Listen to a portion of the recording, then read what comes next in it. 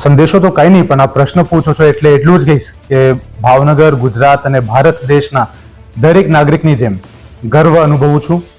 ભારત દેશની સરકાર સાથે સાથે આપણા ભારત દેશના આર્મ્ડ ફોર્सेस, આર્મી, નેવી, એરફોર્સ, એમને હું સલામ કરું છું. અને જે મુંહ તોડ જવાબ એમને આપણા પડોશી દુશ્મનને આપ્યું છે એકદમ વ્યાજબી છે, અને દરેક નાગરિકની જેમ હું આપણા આર્મ્ડ ફોર્सेसને સલામ કરું છું.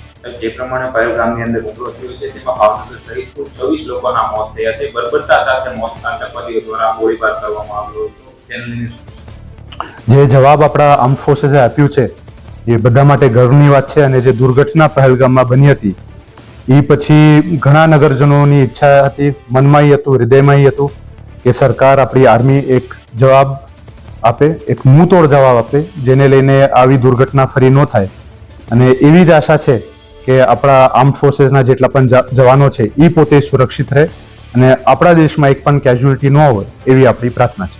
સાહેબ, ખાસ કરીને આપણા ભારતીય મહિલાઓના સિંદૂર ઘોષવાનો જે નિમ્ન પ્રયાસ છે આતંકવાદીઓ દ્વારા કરવામાં આવ્યો છે, તેને લઈને ઓપરેશન સિંદૂર લોન્ચ કરવામાં આવ્યું, શું કહેશો? ઓપરેશન સિંદૂર જે નામ માનનીય વડાપ્રધાન સાહેબે રાખ્યું છે, ખુશી અને ગર્વ છે કે વડાપ્રધાન સાહેબ અને આપણા આર્મ્ડ ફોર્सेस દ્વારા જેટલી પણ ભારત દેશની આપણા નારી શક્તિ મહિલાઓને જે દુર્ઘટનામાં એમના લાઈફ પાર્ટનર આપ્યો, એમના પરિવારના સદસ્ય ખોયા છે, અમે જેટલું કહીએ એટલું ઓછું પડશે. પણ જે જવાબ આપણી આર્મીએ આપ્યું છે એને હું સલામ કરું છું.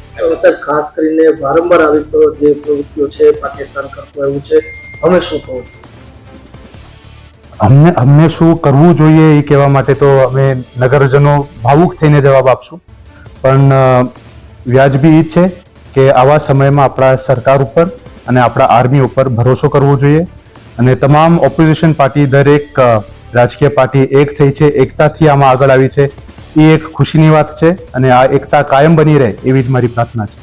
તમામ મોરચે અત્યારે સુરક્ષા વ્યવસ્થા ગોઠવવામાં આવી છે અને બ્લેકઆઉટ પણ રાખવામાં હાજી, આવ્યું છે. બ્લેકઆઉટ રાખવામાં આવ્યું છે. ત્યારે હું તમામ મારા સાથી નગરજનોથી નમ્ર અપીલ કરીશ કે આપણા ભાવનગર જિલ્લાના માનનીય કલેક્ટરશ્રીએ ગઈકાલે જે નિવેદન આપ્યું છે એ નિવેદનને આપણે સ્ટ્રિક્ટલી ફોલો કરીએ, એમના સમર્થનમાં રહીએ અને એકતા દેખાડીએ.